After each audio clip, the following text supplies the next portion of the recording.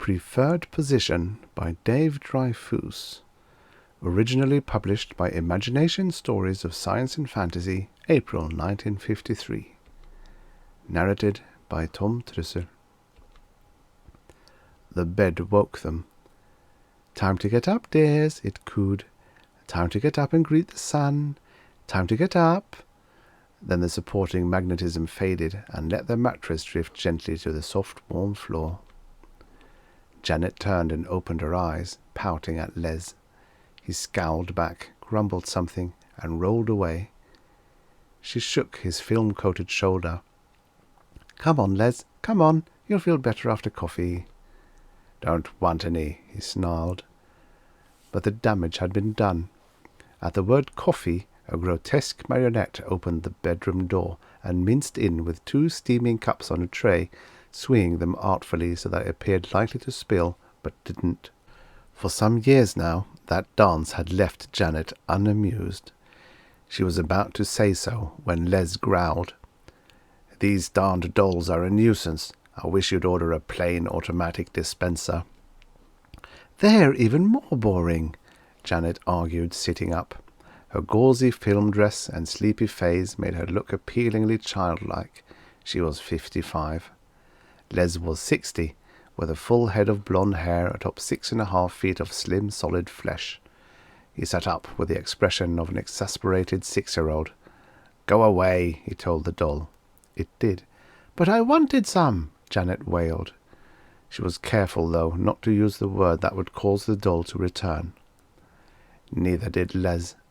He said, "Why don't we take a couple of pills and go back to sleep till tomorrow? There isn't a darn thing to do."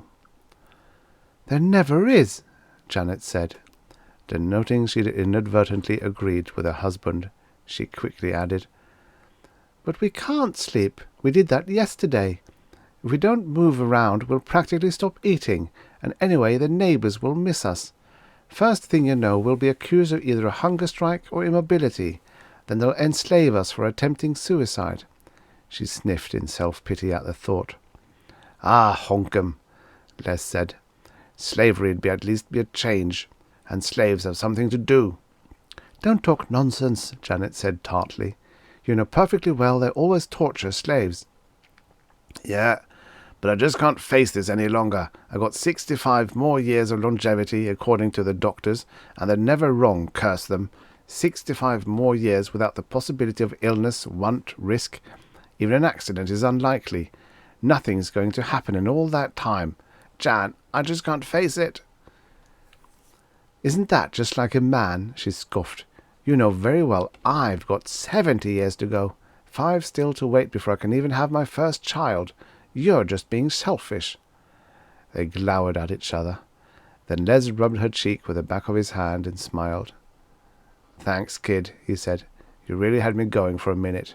Now I feel better." Pleased with the compliment, Janet concocted an extra fancy combination of films to spray on herself for the morning's wear. When it was in place, she ordered a large breakfast and arranged to have the waiter doll do a special dance routine while serving. But Les's smile had vanished with the whiskers he'd rubbed off. He'd picked at his food, turned his back on the dancing, and afterward yawned away the few minutes they spent on their apartment's terrace, stared at by 50,000 neighbours who lacked anything better to do. When Les wandered idly off, Janet followed.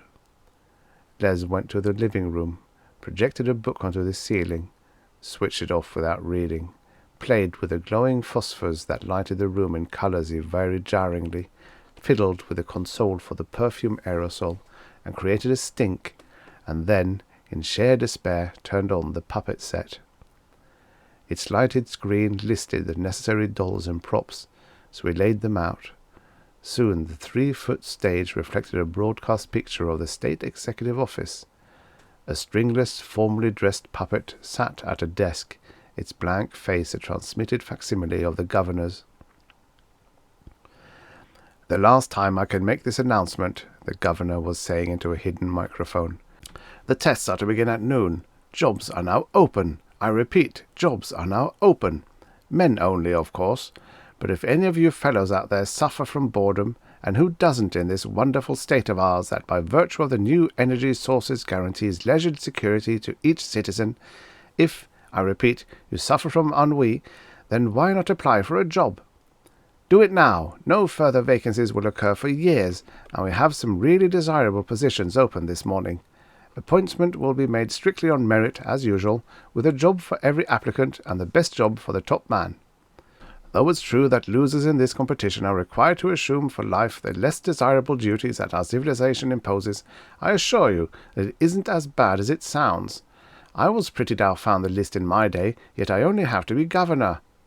So won't you please apply? I want a lot of competition. The stage darkened, and the puppet got up and walked to its box. Before the lights could go up on the next program, Les switched the set off. "What do you think?" he asked Janet. "I don't know," she said. "Nobody in my family has ever worked." "Mine either. But I once knew a fellow who tried for a job. He seemed okay to me, but he sure didn't get a good one. He had a clerical position with business machines, and their output was geared down to spread the work, so he didn't have enough to do.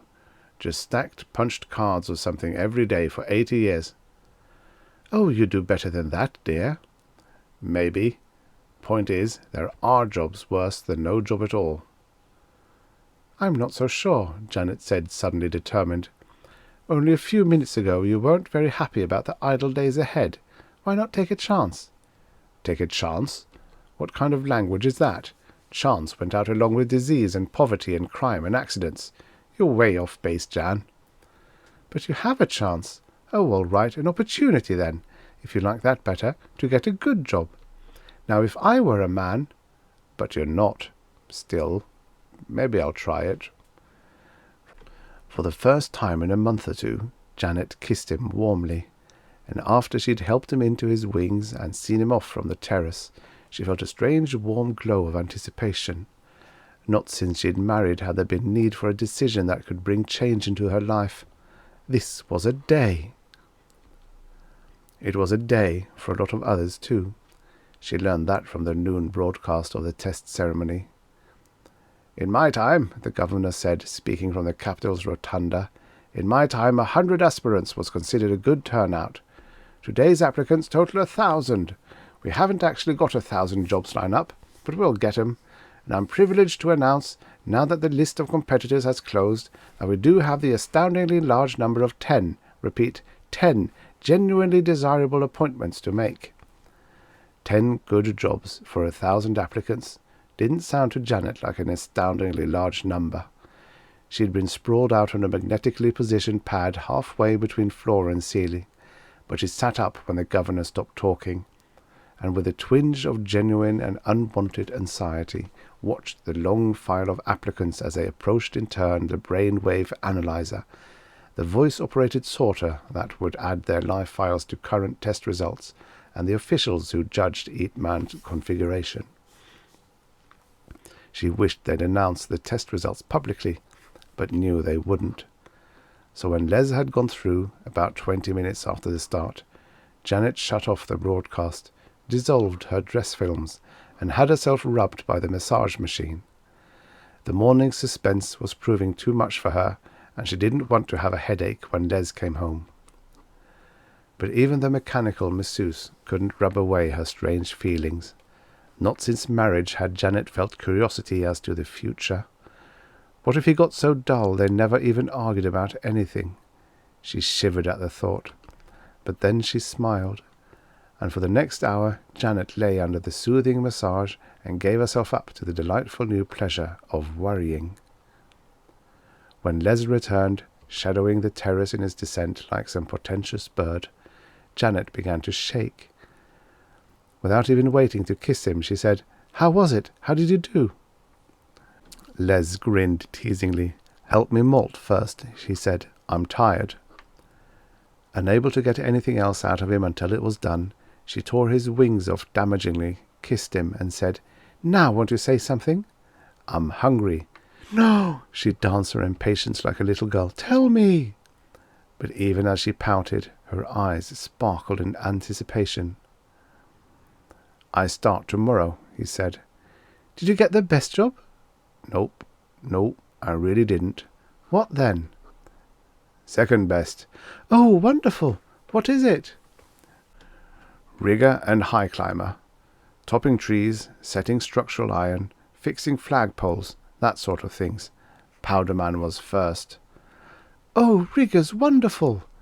Visions of his future work flashed across her mind, implanted there by childhood hours spent watching other members of this elite profession at their thrilling work.